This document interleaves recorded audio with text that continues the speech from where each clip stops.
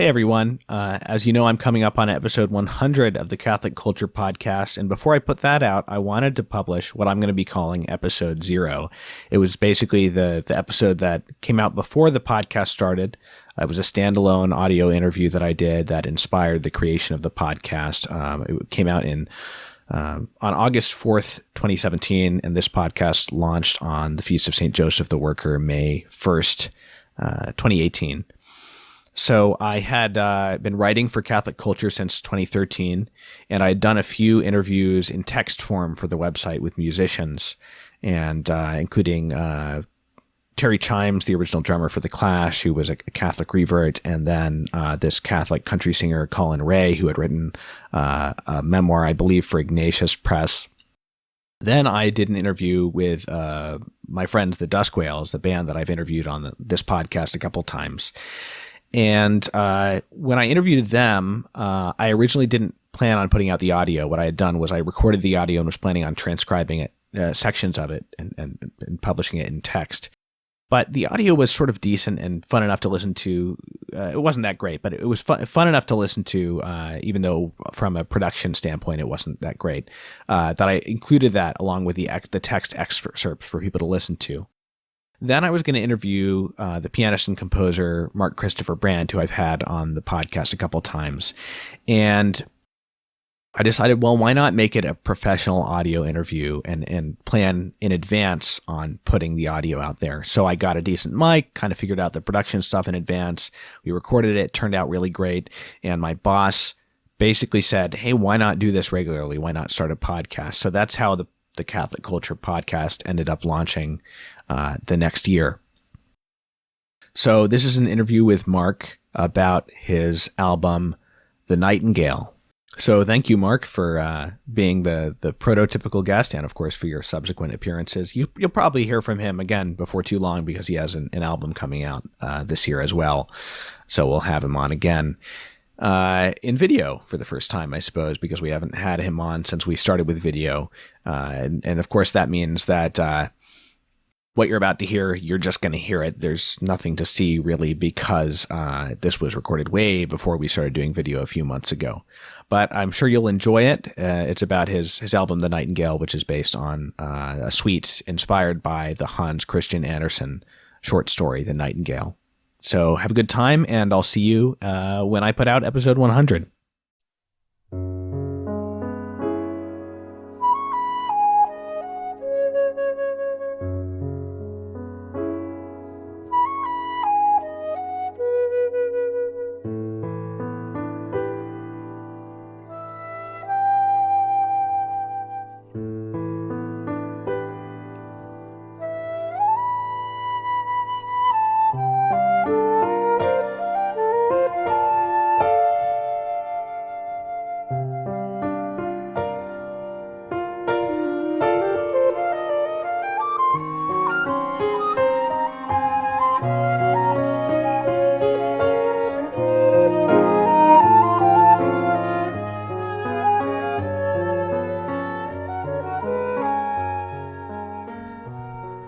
Hi, this is Thomas Mirus for Catholic Culture. What you just heard was the first minute of a new album by Catholic composer Mark Christopher Brandt called The Nightingale.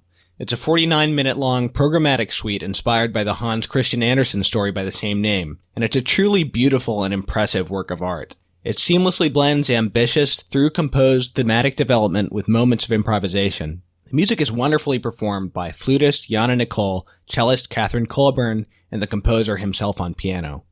Mark is based in Northern Virginia, where he performs regularly as a jazz pianist and is also a very well-regarded teacher. That's how I met him, actually. I took lessons with him for several years. He has been releasing albums since the 1990s, but has become increasingly prolific in the past few years.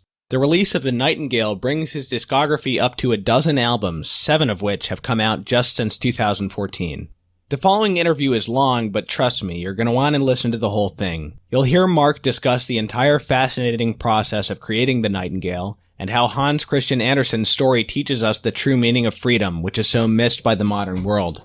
You'll also get to hear some pieces from the album. But first, I'll give a brief synopsis of the story which inspired the music, so those who haven't read it will be able to follow certain parts of the conversation. And I'll also link to the story on the article page if people actually want to read it. It's just 8 pages long.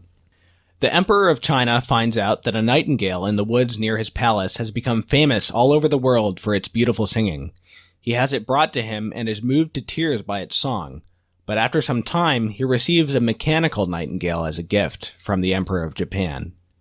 The Emperor's music master tries to make the real bird and the fake one sing together, but it doesn't work because the real nightingale sings in its own natural and spontaneous way, and the fake one only sings waltzes. The whole court prefers the fake bird to the real one because the fake bird always sings the same things predictably. The nightingale returns to the forest, and the mechanical bird eventually breaks down. A few years later, the emperor is on his deathbed and is confronted by the figure of death sitting in his window, as well as all of his own good and evil deeds. The nightingale returns at the last minute to sing of hope and trust, so moving death that he relents and allows the emperor to live. The nightingale agrees to visit the emperor at times in the future and to teach him wisdom through her song, on the condition that he tells no one that he has a little bird who tells him everything. One more thing, when you hear Mark talk about comping, that's jazz lingo for accompanying. And now enjoy my interview with composer and pianist Mark Christopher Brandt. So normally you're not someone who likes to talk about your projects a lot before you release them, and especially so with this one. But you did say, things like this is the most demanding thing I've ever done, and things like that. So I'd just be interested to hear. I can certainly understand why you would say that from listening to the album, but from your perspective, what about it makes this so unique or such a milestone for you? Well, I think the first thing that comes to mind really is that there's a very large amount of it composed, and this is the first project that I wrote as I was going towards in other words, I had the studio date picked before I actually had the music written. So I had the inspiration of the concept. I had the idea that I was going to write a work called The Nightingale, and I had decided on the instrumentation, flute, piano, and cello. And then I booked a studio session in May, and this was in January when I actually decided to do this. So by the time I pitched it to the flute player, Jana, I actually had about 4 measures written of an idea. And so that's never happened before. I've never written as I've gone. I usually have the formation of a lot of material or some very good involved sketches at least.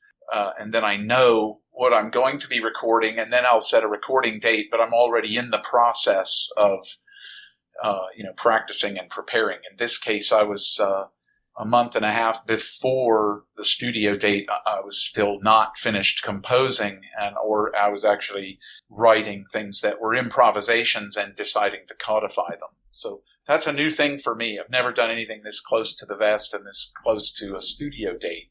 So I found that to be really exciting. It was invigorating and exciting and a little bit scary too, actually. But it all worked out, I guess. Yeah, I can understand that. The closest thing I can think of in terms of compositional density that you've done before would be the Celebration of Life on the Joie de Vivre album. And that's a really in-depth composed piece, but that's like 6 or 7 minutes long, and this is an album that's 47, 48 minutes long.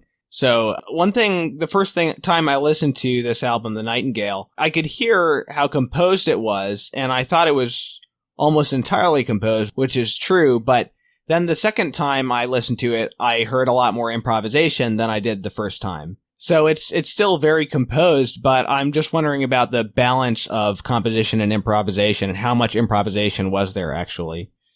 There's a fair amount, I think, on my end. On the duo pieces, the flute piano duos, making sure I'm thinking this clearly, I actually improvised all of my solos when I was in a duo setting with Jana. So everything that was a flute piano duo, all the piano solos were improvised. The pieces that have the cello in it, 90% percent of what you hear was composed to the letter, including the comping, if you will, or the background piano parts, which is also not normal for me. I usually leave those open and evolve the comping as I go, but I gradually, playing with both Jana and Katherine, we evolved to some things that we could play that sounded like we were improvising every single time. And so I liked those parts and stuck with them and ended up making those part of the score. So then the only thing that was improvised was a bit of a longer solo in the middle of the piece called The Emperor's Tricked.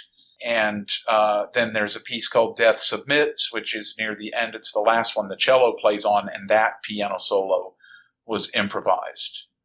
So just a little bit in both of those pieces, but then, as I said, there was a fair amount throughout the album. But there was more written than not in the cello pieces, the pieces where the cello is used. So it's very organic, the transitions between the composed parts and the improvised parts. And there were parts where you were comping that were probably written out, but the way you played them still sounded very spontaneous. Yeah, I know that approaching the cello and comping, I was careful. I pretty much did a lot of the same things, or they were totally written out. There were a few places when Jana had written material and I didn't actually notate a part, but I was playing pretty much the same thing or a generalization of the same thing every time so that she could rely on that when she was playing. But there are a couple of places, again, in the same piece, The Emperor's Tricked, where she was playing, and I just, in the studio, I just felt things as they occurred. And now I will try to get some of that into the score so that somebody else playing the piano part would be able to match the flute that way. I should say that in reference to what you just mentioned, the score is available to buy online, the score for the Nightingale complete piano, flute, and cello score. And I will link to that on the article page for this interview. So I was wondering about track 4, The Emperor's Delight. That is, it starts out with a very improvised sounding section, but there's sort of thematic material being introduced in there. And then it goes to sort of a more in-time thing with the thematic material.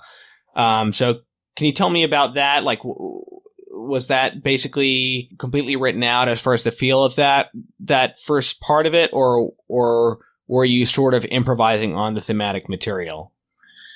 Yeah, it was more than sort of. That was the piece that we actually, I think, played the least. We only did the rubato intro, I think, once or twice here in rehearsal at my studio before we went in to record it. So we did a rubato one time just playing together, and it was really cool. So we thought, well, you know what? Let's make that the intro. But we never went back to that. We were generally playing the piece up-tempo as it goes into, and then playing on it. We actually had it worked out that where I was going to play, and then she would play, and then we would end the song, almost more like a standard jazz song format. But this thing evolved quickly to where we were pretty much playing at the same time. And so that was very organic. It was very spontaneous and also very fast. So, which made it really fun because we went from extremely slow and sensitive to each other listening as things occurred in the moment to then very reactionary at a very high speed.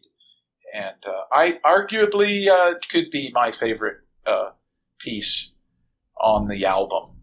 I think The Emperor's Delight. Yeah, in terms of what it meant to both of us as musicians and the way it came out. It's a great example of what I love about improvisation. Is it's just completely spontaneous from the very beginning to the end, but somebody listening to it would possibly assume that there's a large amount of it written out.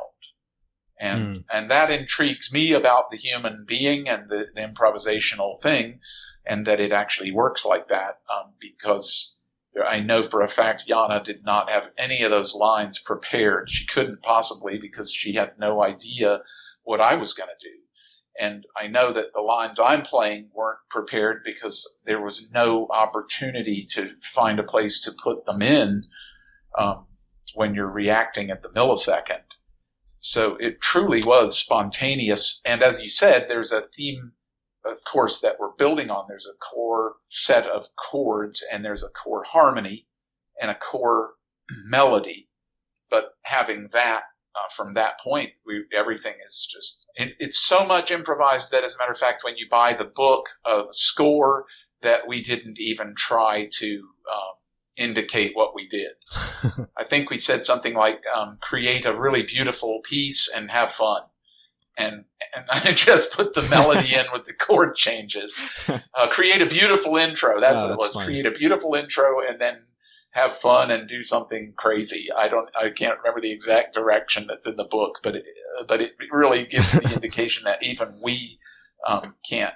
We would have to go back and transcribe what we did, and there's no reason for that. So Jana was improvising also. Oh yeah, absolutely, from the get-go. Yeah. And she has a classical background. She does, yeah, quite an extensive background, and so she also obviously can improvise too.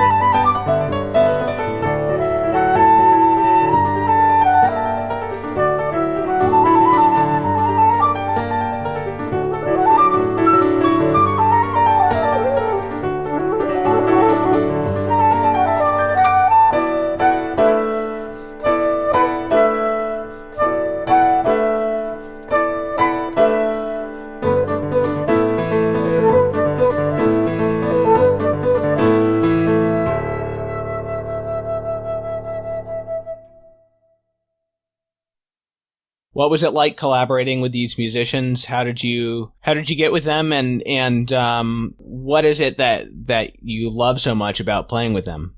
Well, that's a lot of questions. Doesn't require any thought. It'll require you saying stop talking, because it's all about. I mean, there's just a lot of positive things to go with all of that. I met Jana through an email. I had seen her perform several times in recent years, and I thought she was amazing. And then she ended up emailing me at the recommendation of somebody she plays with all the time, and asked for some lessons, but not really traditional lessons, but more like collaboration, talking about music and improvisation and spontaneity and that kind of thing. So we started doing that a couple of years ago, just off and on. I think I saw her like once every couple of months. But the more I would visit with her, the more we ended up having this really incredible chemistry. And I was actually very surprised at how well we played together intuitively. And there were just certain things that we would do and we hadn't even talked about. So on her end, she might have been thinking that I was teaching her things, but I was actually observing how incredibly quick and intuitive she was at just playing by sensitivity and desire. And of course, she has those incredible chops. So when you combine that, I was thinking, this is a person that I would like to do a project with. And I'd already been thinking about the Nightingale as an option. And so, of course, we're talking about a bird singing, and that's about the end of that. Mm-hmm. So I asked her if she would be interested in doing it. And of course, she said yes. And so then I just started churning out parts and writing and giving it to her. And then we would rehearse. There's a lot of stories about each tune I could share, but I wouldn't want to ignore either Katherine, because it's a whole different world, being with her. And something I've never encountered before was actually the differences or the dynamics in playing with a cellist. Mm. So this may be something that lots of people know about who play with cello all the time, but this was a completely brand new experience for me, in the sense that it's such an incredible instrument dynamically, and the range and the timbre of the instrument is different in every octave. And so playing with her had me at times jumping around the piano just to make it sound good. And when I would compose for her, she would come in with everything she had was written. There's no improvisation in the cello department at all on this project. And everything I wrote for her, she would come in sometimes with 4 different possible interpretations at the minimum. And she would play these 4 different things. And, well, what do you think, Mark? Would you like this? And then she would play it. And I would think, wow, that's really great. But, well, all right, show me another one. And then she'd play another one, and I'd be like, oh my gosh, that would work too. And so, she was presenting me with all these options that it just shows the range of her ability and her musicality. I never chose. I just threw it back at her and said, you have to decide on what you want and what you like, because they're all good. I can't pick. I can't take one of those and say, this is the definitive way I want it interpreted. From my point of view as a composer, I like to write the notes and present them to the musician and let the musician make the music their own. And so that was actually new for her. And so she enjoyed, for the most part, the challenge of deciding which interpretation. But it was fascinating, like I said, to be with her, because she would be playing and then she would say, when I was playing this alone, it worked out pretty well, but I think I'm going to change the fingering and it'll do this or that. And she would write different fingerings in, change the fingering, and the whole thing would sound incredibly different, and it would make both Jana and I sound different from a whole unique place of timbre.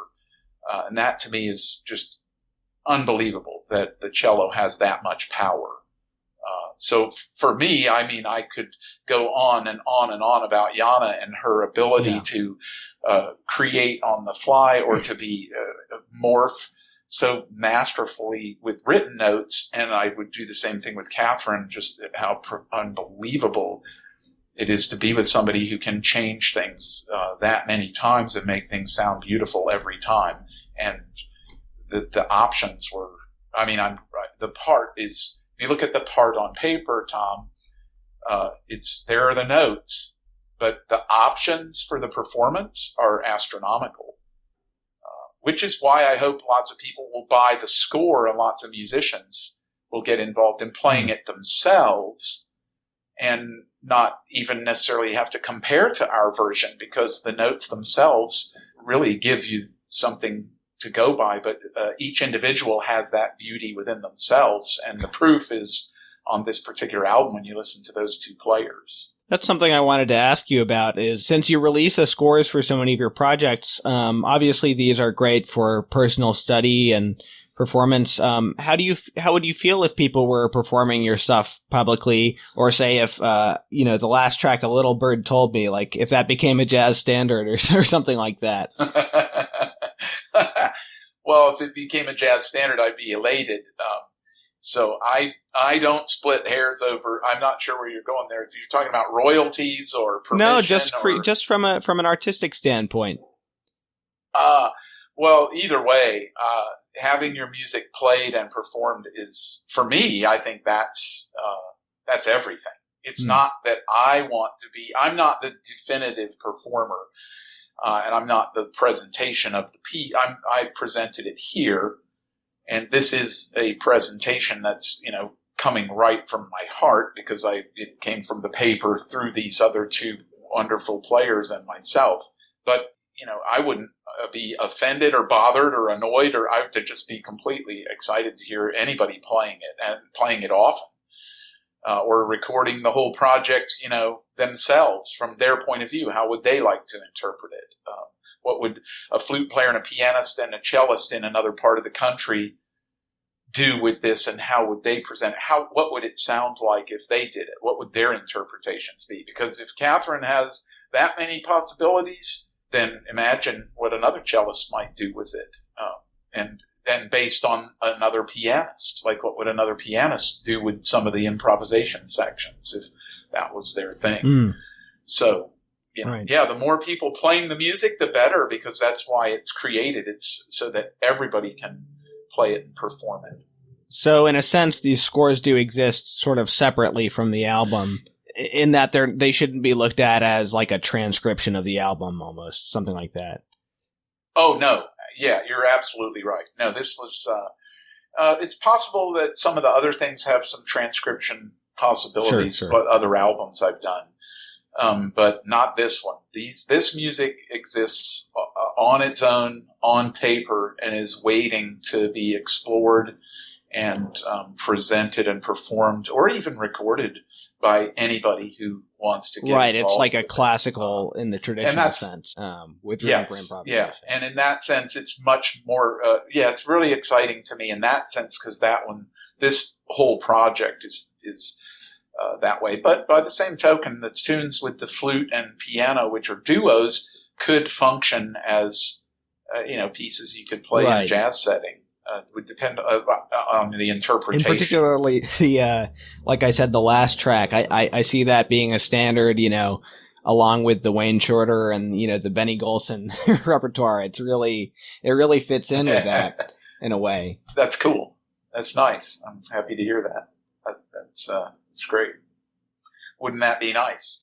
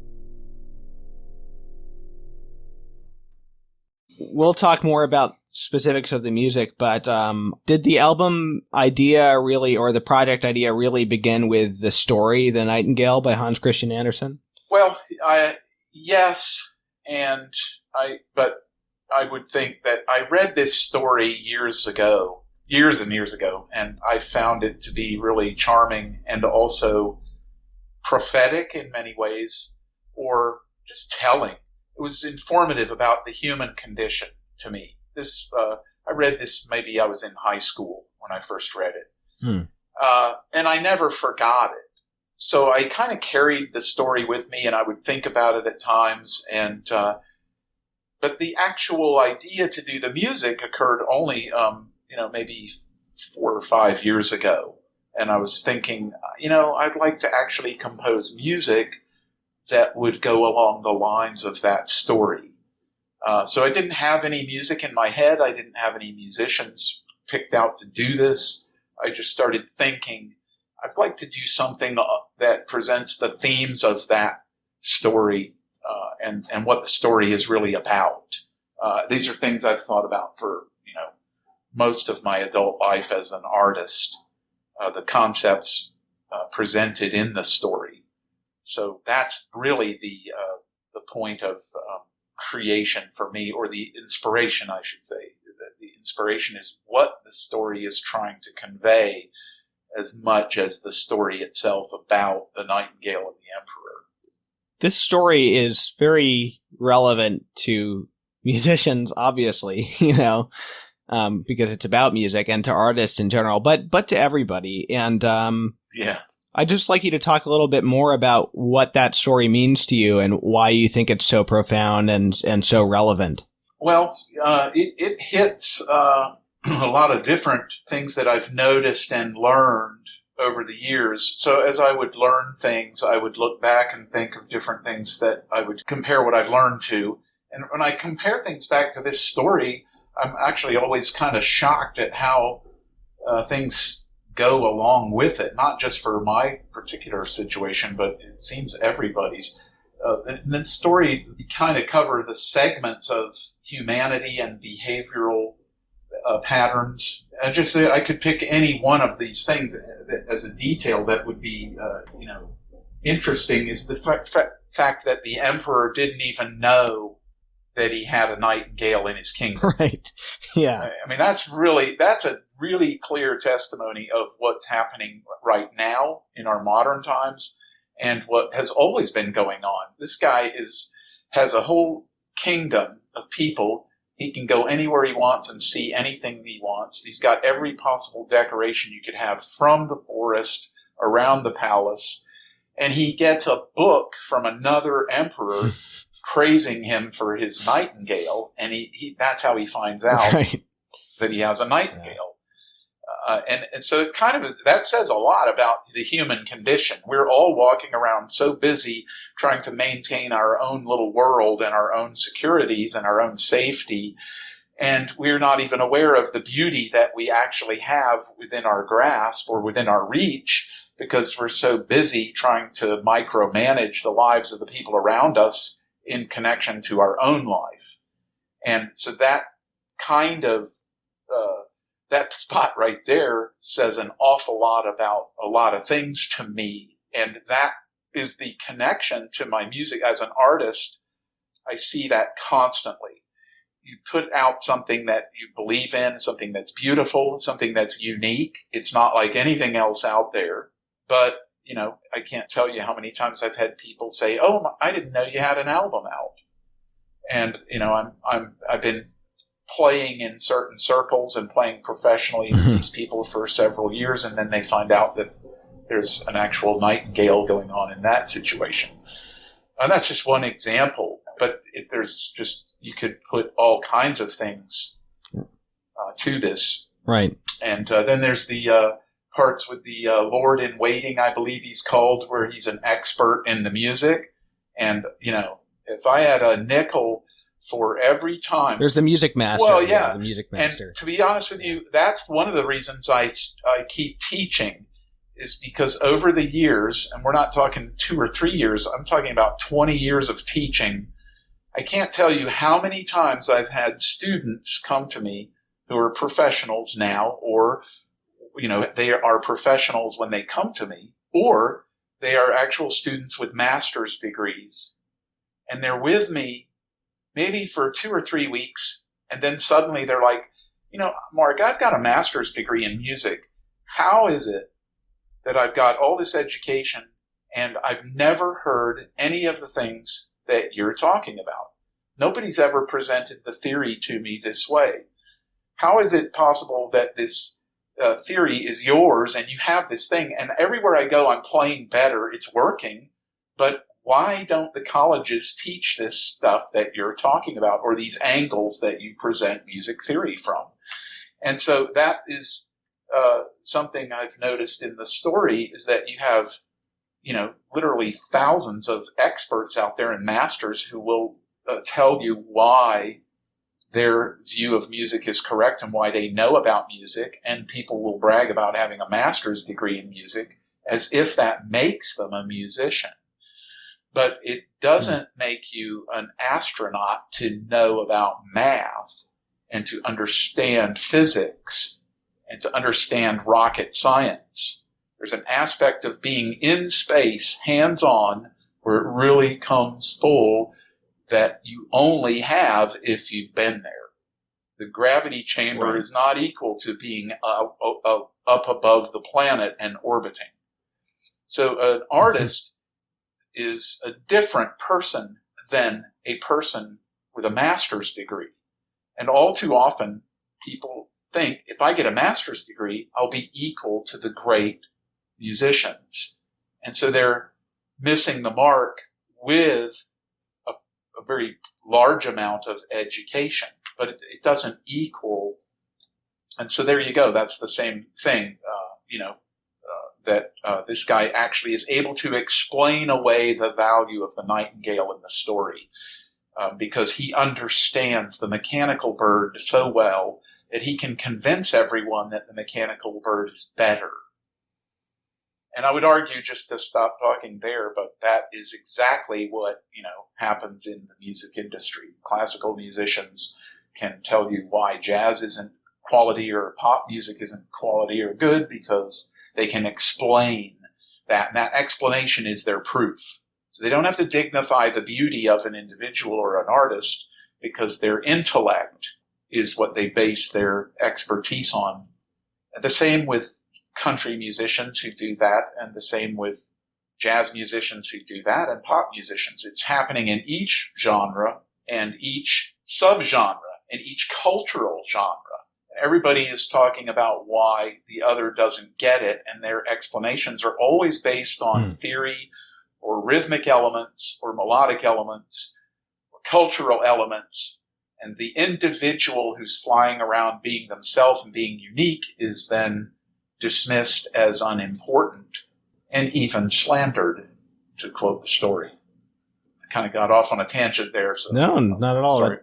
Well, another thing that struck me about the story is how well you see almost the artifice that of the court at the beginning.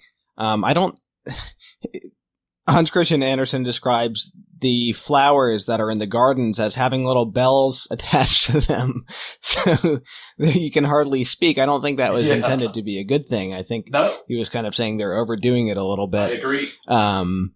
And then as you go on, you see people want something that they can predict and that they can define. Yes. And because one of the big things about the artificial bird is that it always, you always know what it's going to sing. Yes. And it's the same way every time. And so you can learn it yourself and feel like you sort of have a part in it, I guess.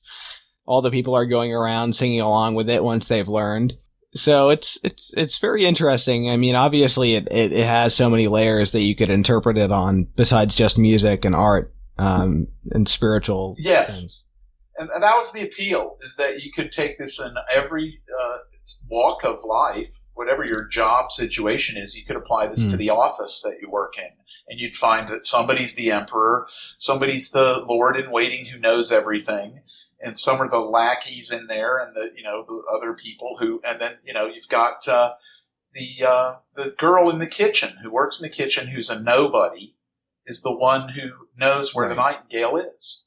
They're all running around trying to find the Nightingale. So it's not just the emperor, but all of them.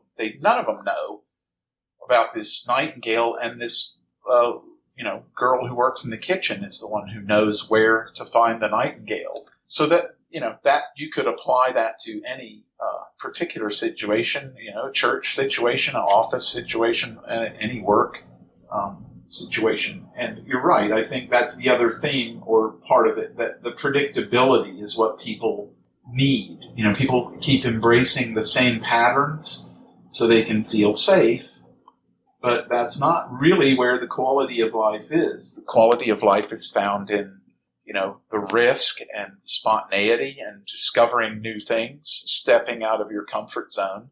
And of course, that's something that artists are doing or are hoping to do. And that's the part you can't actually teach in college. Right. You can teach the theory and the mechanics, and you can have lots of experts in those mechanics and even the musical delivery of the mechanics.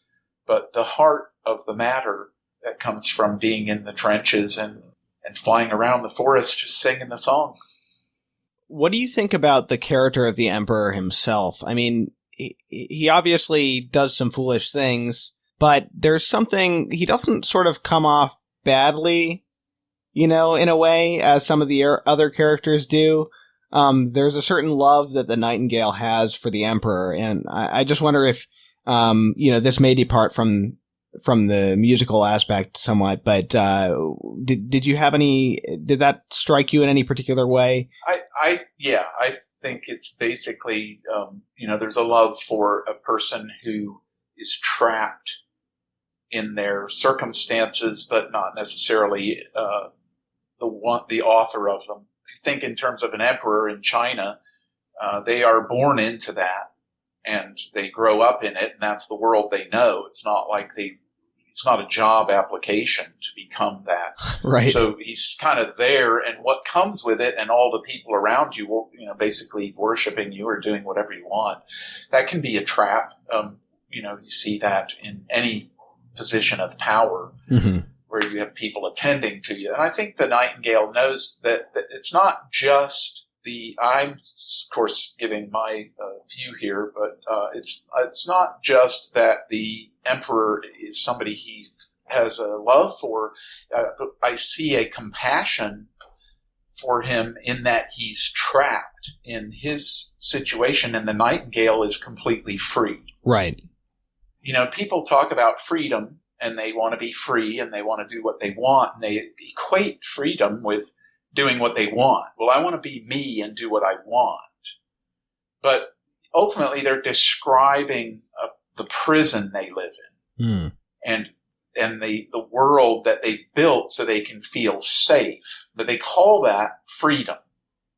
That's not true freedom. And without getting too far off the path in philosophy or spirituality of the story, the freedom that the Nightingale has is complete and absolute. He's singing, he's who he is at every moment, and free to be who he is on every tree branch or every fence post or whatever place he's in. He is the person he's always been, or the being he's always been created to be, and comfortable with his song, and comfortable making up what comes to him, not having to play music that people will clap for. He's not playing music that people will pay for.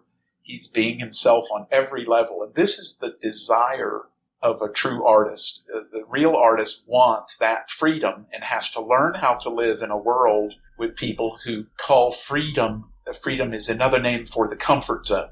So you hear many people talk about their freedom, and they're really saying, my comfort zone is my freedom. But they would never admit that, because then that would mean they're not free. Mm-hmm. But that's exactly what we're talking about. And the experience shows that you encounter people constantly who say, I just want to be me, I want to do what I want. And then they're fulfilling patterns with people who keep them comfortable or safe or in their little world. And that's not necessarily bad. I'm not making any judgments about people. I'm just saying that's how it is.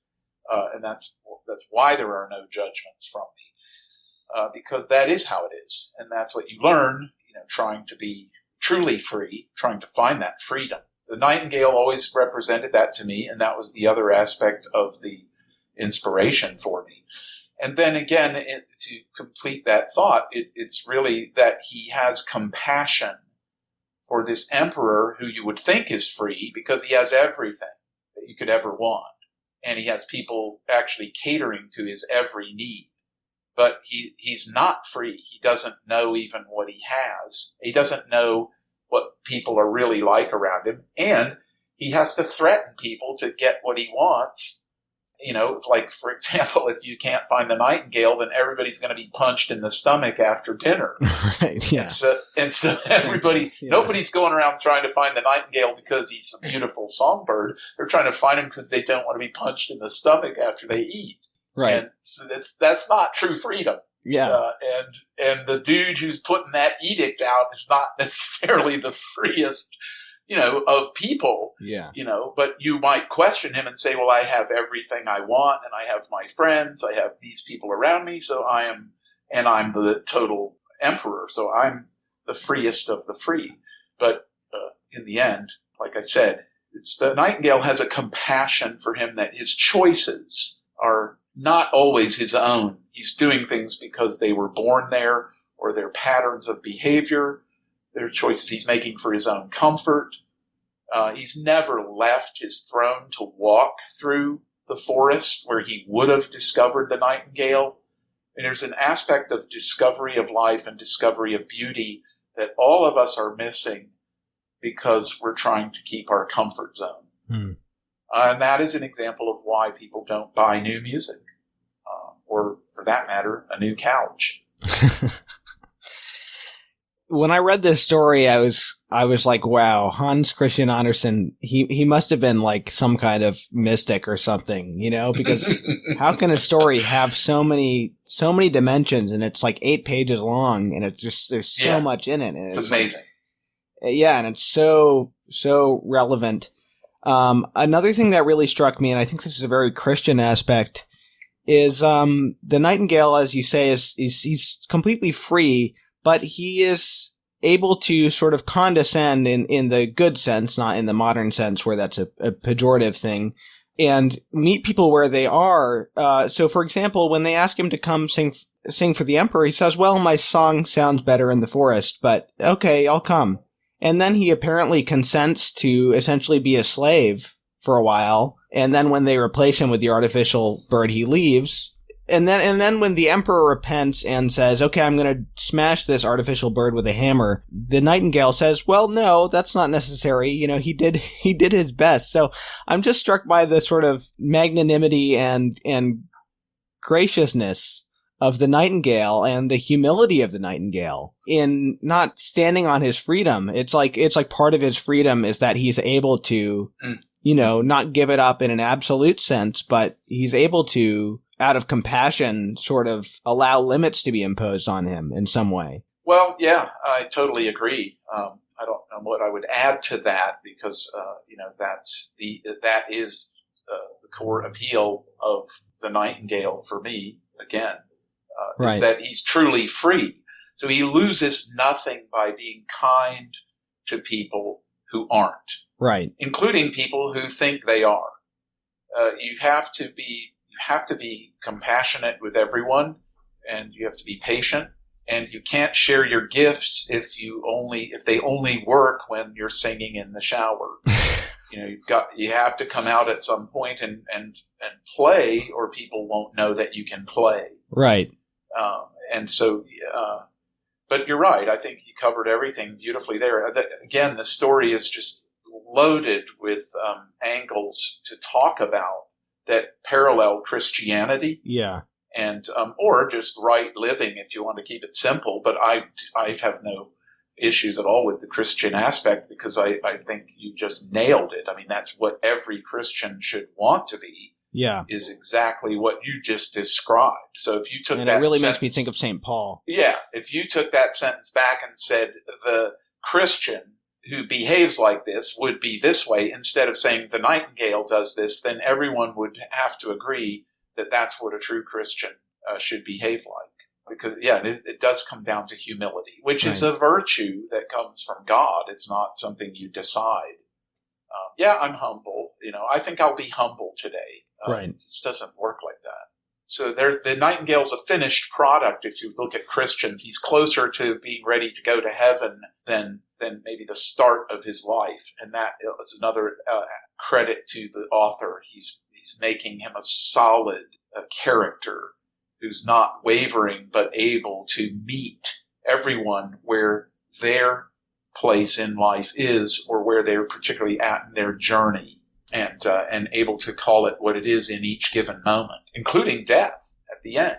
I mean, he works with death to win. So it's a shocking story if you can go there. The layers are incredible. I honestly want to go get a collection of Hans Christian Andersen sometime soon, and read the other stories. A lot of these stories are stories we're familiar with, but we've heard as kids. But when you sit down and read the words that he wrote, it's of course they're good stories, but when you actually read them as he wrote them, it's really incredible. I agree. And I think that the bottom line there is it's a good story for kids because it's about a bird and an emperor and it can be fun. But this is a story for adults. And that's actually why I put the little note in my album at the beginning that this is based on the story, because I thought, well, if people don't really get involved with the music, maybe they'll go read the story, and at least something would get triggered there on a deeper level, trying to help people wake up and think, a little bit more outside of the box that we all tend to get trapped in. I do too. Everyone does, but you're striving to not. Sure. You don't want to remain in the box. I don't. That's why I did this album. It totally threw me out of my comfort zone. Well, we're on the topic. I wanted to ask you about the second track on the album, titled "Freedom." Now that I heard that the first section, and I thought, man, I've heard that before. And I went back and I looked, and there was an old disc that you had that's no longer in print, and most of it has been re-released on other discs, called Sunrise Sunset, and there was a track on there, and it was sort of the same chord progression. So where did that come from, and how did that develop into what it is on the album? Yeah, this piece is the one you're referring to is from years and years ago. And basically, it started out as a chord progression that I really liked, and I liked the sound of it, I liked the movement of it, and I had this little melodic theme that is sequential. Of course, you've heard the piece, so it's pretty much doing the same rhythmic motif. It's only 8 measures, the part that you're referring to, the old version. I used that 8 measures in this new version, but the bottom line, as far as the inspiration was, the piece was so interesting to me and different than anything else. I thought I would really like to play on this and improvise on this and just like demolish this thing and put everything I could possibly think of on it. And so years ago, I did that and would do it, and I found I could play the thing for a half hour or 45 minutes and keep coming up with new ideas. I've considered a symphony with it. I've considered string quartets with the thing, and just everything you can imagine with this little piece. And that's why I titled it Freedom, because I can do anything I want with it. But at the end of the day, I just feel like playing the melody and the basic chords is enough, because that's what causes everything else that's happening in me.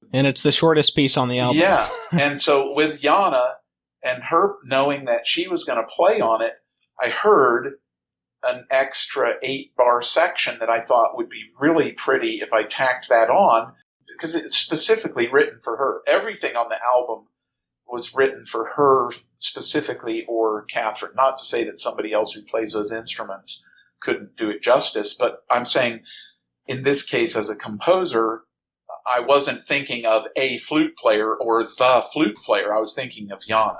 I've heard her sound in my heart or in my inner ear, and so I would think of her playing these things. So if I heard a flute part, it was her playing, and then all I had to do was give her the part, and it sounded exactly like what I heard inside me.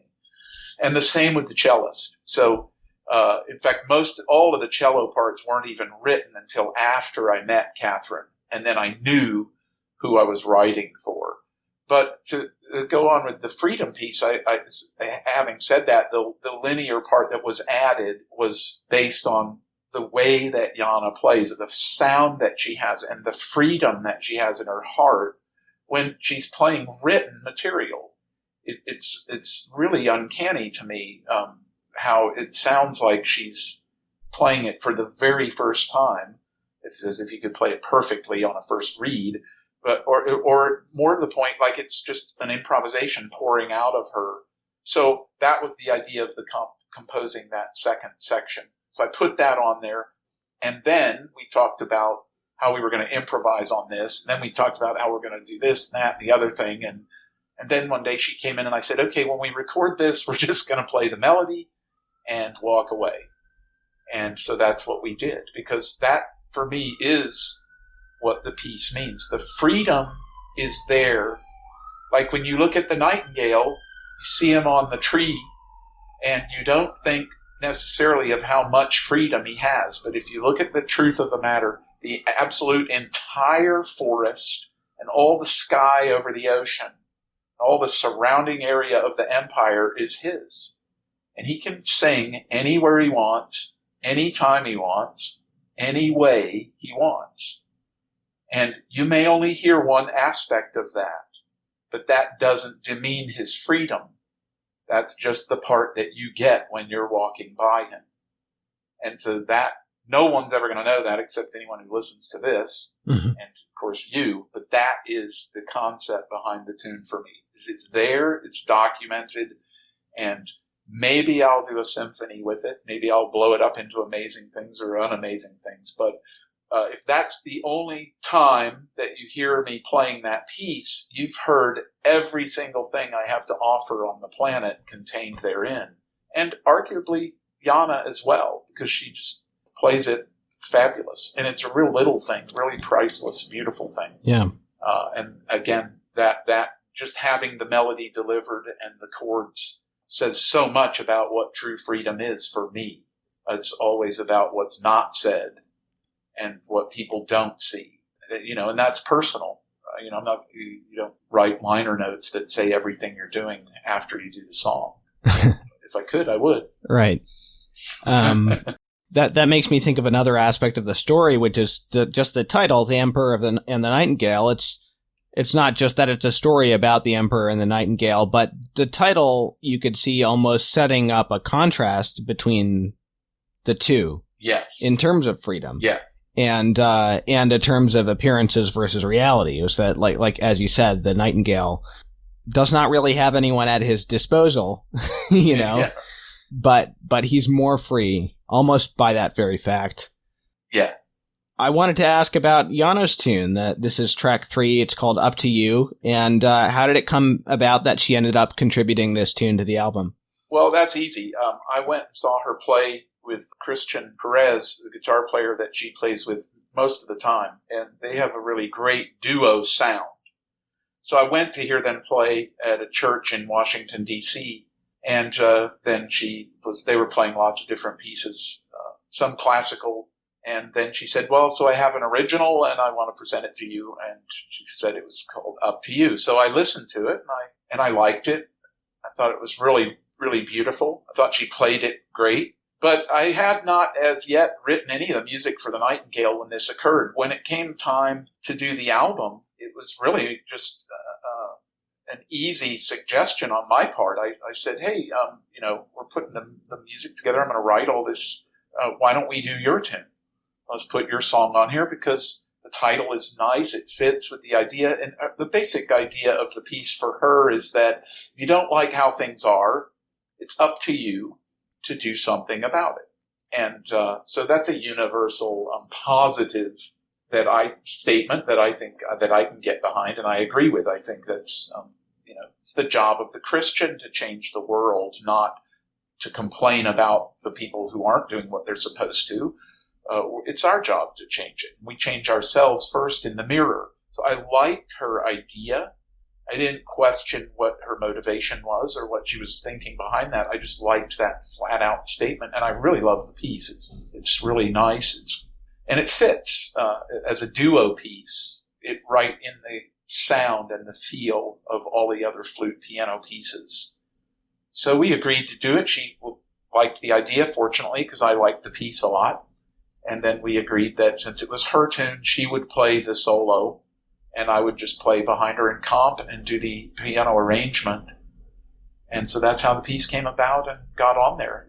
And that was her, I'm pretty sure that was her first take of that.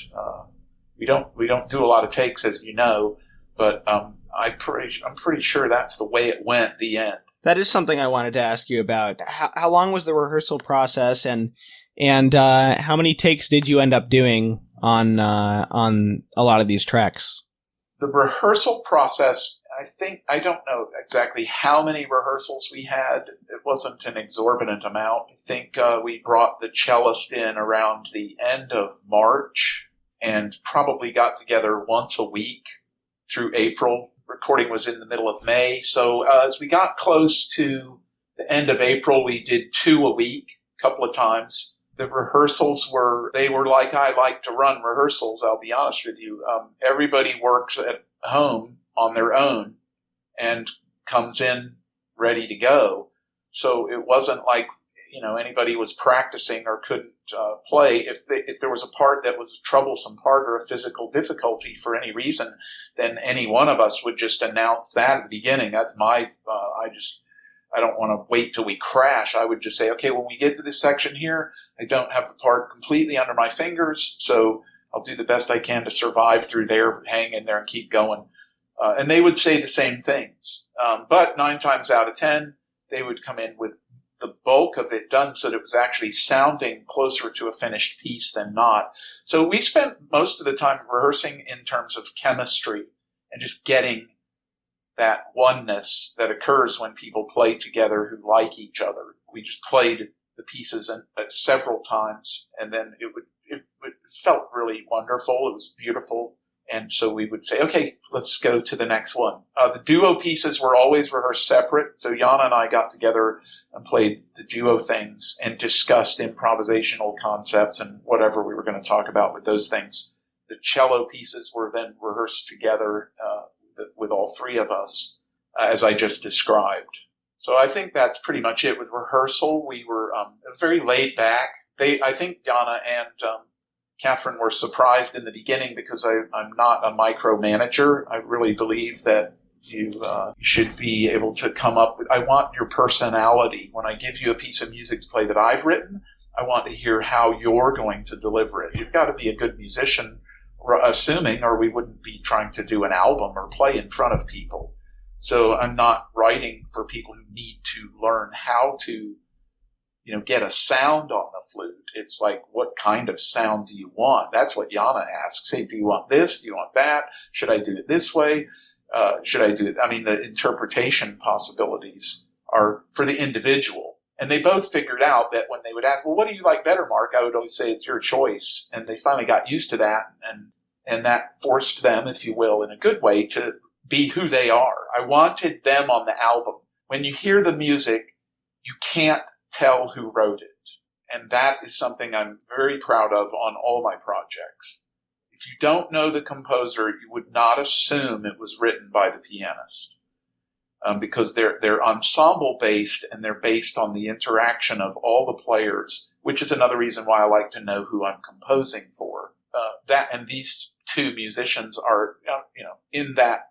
That's what I think a musician is. They're just at that level where they can be who they are and bring that to the performance. So the rehearsals were actually really incredible jam sessions, if you will, with written notes. And then, like I said, Jana and I got together on other days to do the duo pieces.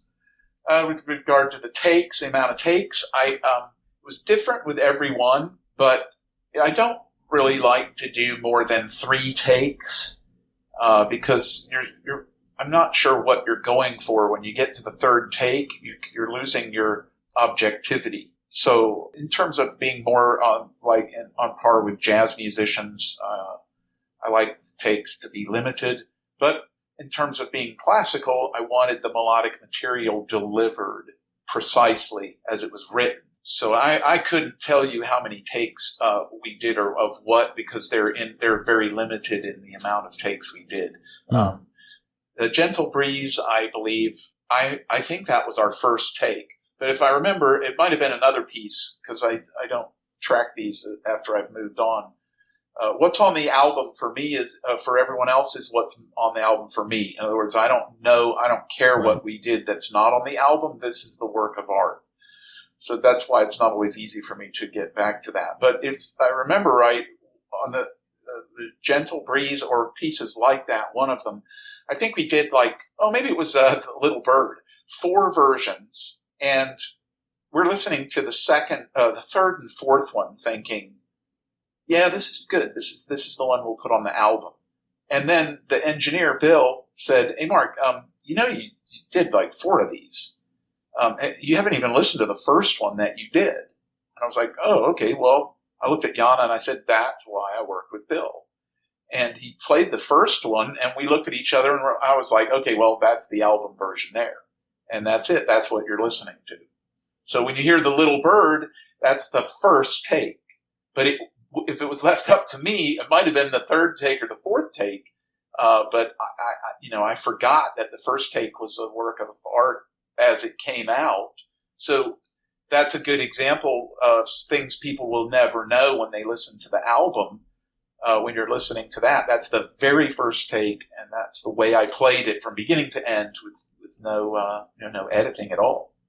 For the first project that the 3 of you have collaborated on, the chemistry is pretty extraordinary. I mean, it's just very tight, and the spirit is all there together. Yeah, I could spend 2 hours minimum on each person, just talking about how great they are, how amazing they are, and how much fun it was to be with them. The chemistry to me was absolutely mind-blowing from the beginning. The first rehearsal, I was completely blown away by our chemistry, because I'd already been doing a couple things with Jana, so I knew we had the chemistry. I really liked Katherine and had a chemistry with her. But what's going to happen when the 3 of us get together, and how's that going to go? And so you would assume that it'd be pretty good in terms of feel and chemistry, because I had something with Jana and I had something with Katherine. But Katherine and Jana hit it off immediately. And they were playing and talking through things together as if they had worked together for years. So I don't really know how to explain that, except that just that was all the worlds came together, and it was completely God's will that we would have met, because it was just absolutely effortless from the beginning. We never had a problem in rehearsal. There was no prima donnas. There was no attitudes. There was everybody was genuine. We all made mistakes together and laughed about them. It just can't get more perfect. And then when you hear the end result, the joy is there and the spontaneity is there. Again, you said everything. I would say much shorter, but I could go on and on about both of them. They're incredible.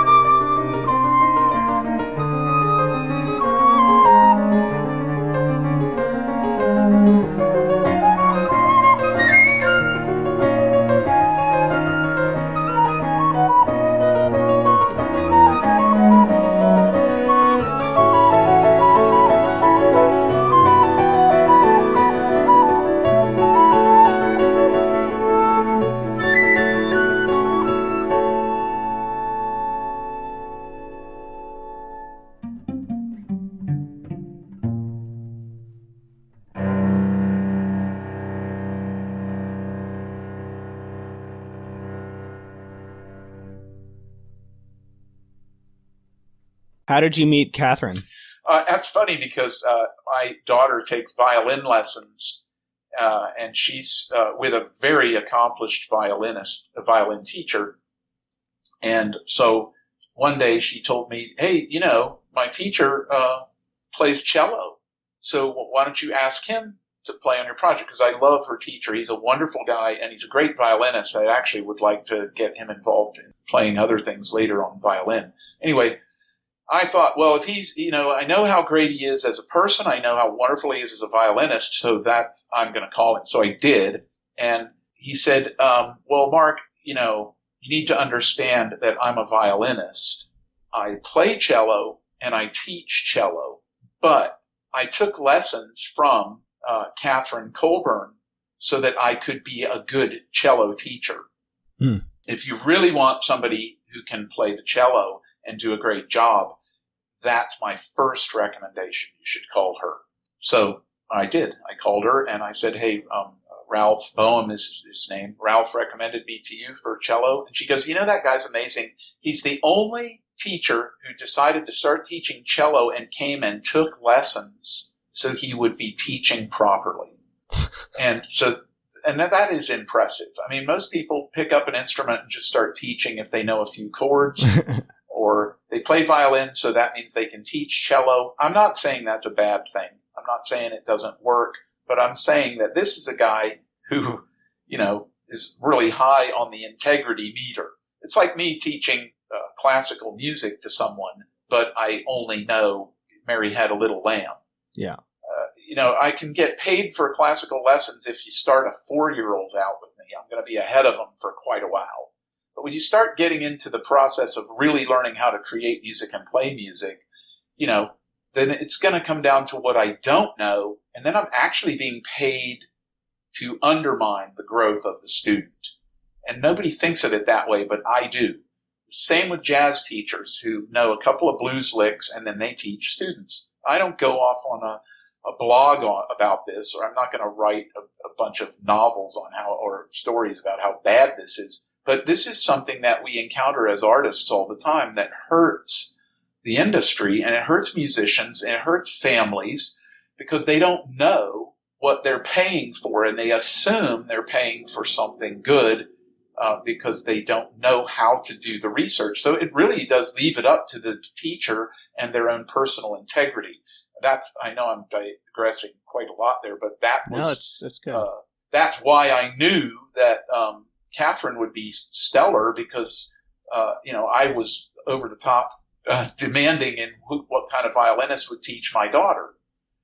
And he turned out to be that type of person. And so then she ended up being, a natural phone call. I went and called her and I met with her and we played a couple of measures together. And I was like, oh my gosh, you got the job. It's over. And she liked what I had written.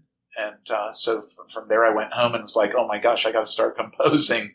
I had I think a page of material to try with her. And after I heard her, I was, I started really starting to compose for cello. So again, that's cool for me. Yeah, that is cool.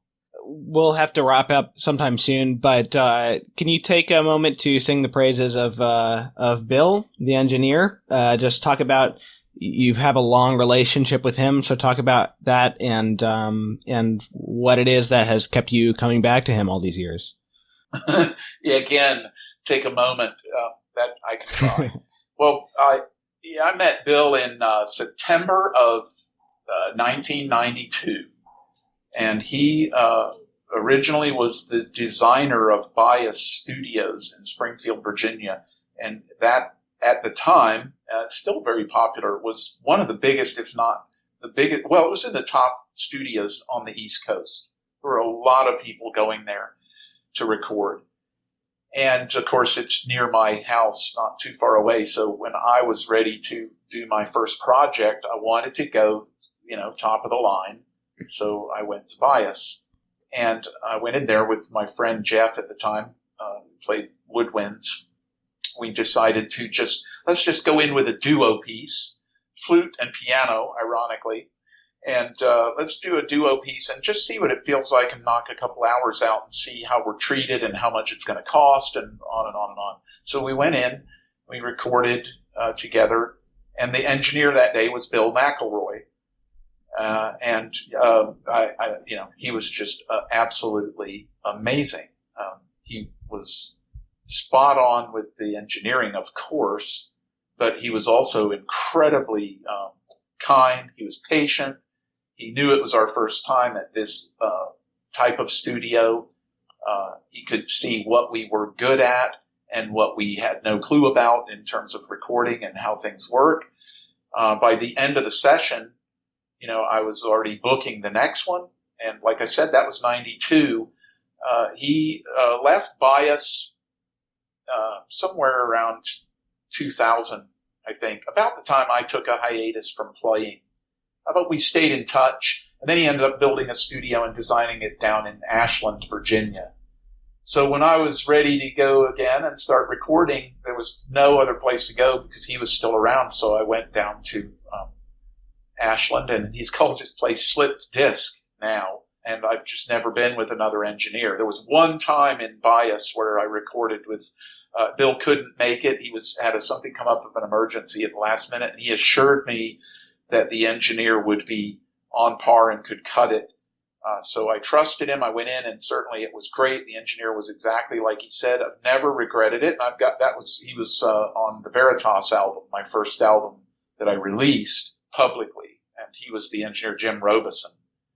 So he did a great job, but that was it. Other than that, since 92, it's been Bill on absolutely everything. And there's just, why would you, it's like, why would I look for another flute player now, right? I mean, that's the point. I've heard Jana play, and I've been in the same room with her. I've been next to her. Why would I, it's like Dan Leonard on guitar.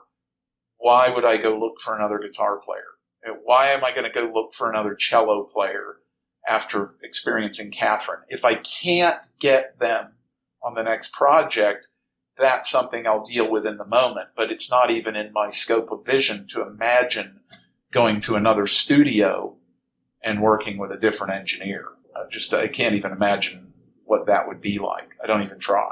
It's just not going to happen. When it has to, then I'll deal with it. But I love the guy. I guess I didn't say that. I love him. I love Jana. I love Katherine. I guess I left the most important part out. I love Dan Leonard. I love you. I love everyone. Everybody listening, I love you. Yeah. And it's true. I can vouch for that. When he says that, he means it. That's why I do it. Yeah. So what is it, if you can say just like one or two things about Bill specifically, like maybe a story or two that illustrates why he's so great to work with? Well, I don't know about a story offhand. It's just, he just doesn't miss anything. He really cares. I mean, he treats it like it's his music. He's not just an engineer who's doing the job well, and he's got good ears, and he can hear this and he can hear that. He really and truly, from the very beginning, the first time and all the way through the Nightingale here, he's involved 100%. And he's worked very hard to learn my approach to composing and my approach to recording, my thought process, my ear. He's just worked really hard to share with me, and I've worked very hard to understand the way he is. For example, we wanted to get this album done so Jana could take it with her when she went home to Bulgaria. So here's a little short story for you about Bill. We were really trying to meet this deadline that we imposed upon ourselves so she could leave the country with hard copies because she was going to perform in Bulgaria, her home country. And so, the studio, something happened. He had a technical issue. The computer shut down, a bunch of problems there. Another day we were going to get together, and this is all after we recorded. So now we're into mixing and trying to mix. And then there was construction going on, and they were using jackhammers and bulldozers outside his thing. So he was trying to talk to the city and get them to find spots where they could be quiet so we could actually go and mix and master. And we're working all along towards this deadline within a 3-week period or 4-week period, maybe 3 weeks after the recording was done. just wanting to get a hard copy into Jana's hand. And it's beyond my control, because if Bill is available, I'm going to go down there and mix. But that's what it came down to, was the time consumption. And so there were several times where I would go down there and we would work on these things, and then I would call him and go back and forth trying to meet this deadline. He acted like that deadline was his.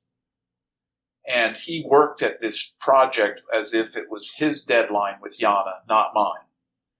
And I was playing a gig actually in D.C. at the St. Regis, which is about a block up from the White House if you look and kind of Google it. So I was playing a jazz gig there with Sean Jurek, the bass player I play with all the time. And see, I have to get everyone I love in. And so I'm in the lower level before I played up there. I'm downstairs walking around the lowest level on the phone with Bill, and he's telling me all of his suggestions that we could do to mix the album and change this sound, this level, this could be here. He's describing it so perfectly to me that I knew exactly what he was going to do. And he was going to change a couple of the things that I thought were needed. And I texted him these things I thought were needed. He responded back, and then he calls me and we're talking before I'm starting to play this gig. And he said, okay, so I got it, Mark. Trust me. I'm going to FedEx the finished copy to you, and you're going to love it. And I said, okay, I trust you. And that's the album you have in your hand. You know, he totally crushed it as far as a mastering engineer and understanding what I was trying to get at the last minute there with the things that weren't quite where we wanted them for the delivery. I know that's a lot of technical stuff I'm not going to go into. But that's my story about Bill.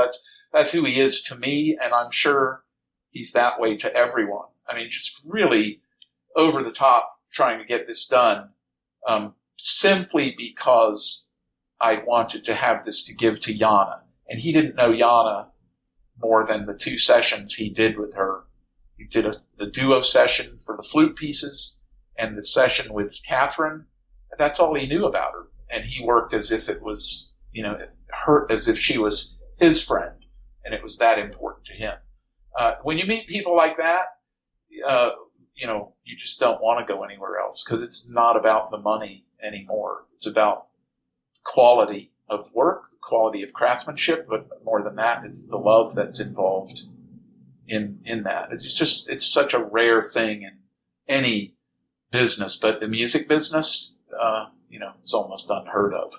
That's awesome. And just to repeat his name for people listening, if there's anybody in the Virginia area who might want to record something, that's Bill McElroy at Slipped Disc Studio in Ashland, Virginia. I just thought it would be nice to talk about him, because engineers don't always get that much attention. Yeah, I totally agree. He's an unsung hero. Most of the great ones are. Their name is somewhere in the fine print, but this wouldn't be what it is without him.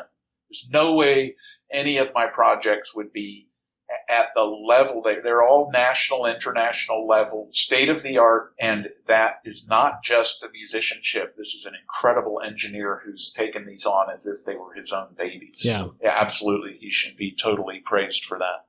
So I'd like to wrap this up by asking about the album cover. Who took that photograph? I did. And so we've got a skull, and then we've got the artificial bird, and then we have the Bible open to the Song of Songs. So why the Song of Songs for this album? Well, for me, I thought it was kind of appropriate in that it is the Bible being the definitive literary work of works ever written. The Song of Songs being divine, of course, and the Song of Songs being, like the Song of the Bird, or having to do with the Song of a Nightingale, music, right? And specifically, the Song of Songs is about God's love for the soul. He's courting the soul, or he's talking about what it is between him and a soul.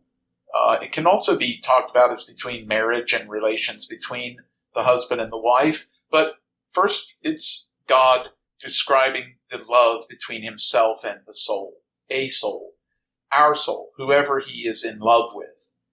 And so it's, really a beautiful book in the Bible. It's very well known, and it's also very often ignored or not read. But to me, it's a very crucial aspect of the Bible because it tells us who God is and what he wants us to know about him and how intimate he is with us. So there's that beauty there that's under everybody's nose or on the shelf in the book. How many times have people opened the Bible and used it for their own personal philosophy or their own personal backing of their own personal arguments? And yet, like the Nightingale, right there under their nose is this fabulous song that could change your life if you gave it a few minutes for the read. That's why I put the Bible there with that particular piece, because that is the manifestation of the nightingale on the cover. The skull, of course, is the representative of death, and then you have the bird, of course, is a mechanical bird, and I just thought, that was perfect because, and then in the cover, if you're looking at the cover, the mechanical bird is colorful. In my opinion, when you look at the cover, you're almost automatically drawn to the bird because it's the only thing of color on the page. And you're kind of wanting to know what it is. It's small. It's not quite obvious it's a bird at first glance. So you start looking in and then you realize, oh, it's a mechanical bird. You might discover that before you actually look in the book and discover this is the Bible with the Song of Songs. And that is part of the statement as well, that the lure of things that are not real or things that are cheap or fake or tricky, deceitful, those things grab your eye fast. And the inarguable beauty of the nightingale or God himself is often just completely ignored because there's something really enticing or really beautiful there. So that's why I thought the picture spoke to me about the whole idea. It capsulizes the entire story, capsulizes my view of life in many ways, my love for God and the intimacy we have for him, the sadness in many ways that he is so available to us. But we would prefer our comfort zone. I guess that would be back to the freedom thing. We would like to be comfortable and we'd like to say that we have everything we need, even a relationship with God. But I don't want to know how intimate he is. I don't want to know how much he loves me. I don't want to know how much a part of my life he wants to be. That's what we say. That's not certainly what I say, but that's what I hear so often. And so that's what that's the cover, the reason for the cover, and what I see when I look at it. I see that the little bird with its colors is actually drawing the eye away from Scripture, as is the case with all things that are not real in reality. I don't know how much sense that makes, but I'll listen to the playbacks. It meant sense to me. It makes sense to me. Yeah. Well, thank you so much, Mark, for taking the time to talk to us, to me and to the Catholic Culture listeners. My pleasure. About this amazing project. And I want to say thanks to Sean, your bass player, who helped over at your house and helped record this. I'd be lost without him. So thanks, Sean. Yeah. We call him the tech guy. Yeah, exactly. The tech guy. So, yeah, the Nightingale, you can get that. My website will be published this Friday, so that will be available to your listeners and to everyone. And I'll link to that, and I'll link to Jana's website. I'll link to Catherine's Prince William String Academy, and the album is also available on iTunes and Amazon and CD Baby, and as well as the score. I really am grateful for the interview. It was really nice to talk to you, nice to share the ideas about it. I'm grateful to God for the opportunity, and I am really hoping that lots of people will check this out, get to hear the beauty of the music, and also the beauty of Jana Nicole and Katherine Colburn. And thank you, Tom, for everything you do for Catholic Culture. Thanks again for having me on. I really enjoyed the chat today. Okay, thanks. All right, that concludes my interview with Mark Christopher Brandt. If you'd like to learn more about Mark after this interview, I would highly recommend checking out the documentary Round Trip, The Making of an Artist, which is about Mark, and it is very fascinating and inspiring, and it's been translated into a couple different languages. It's playing at a film festival in the Vatican and another one in Poland soon. And I'll provide a link to that on the article page. Thanks for listening.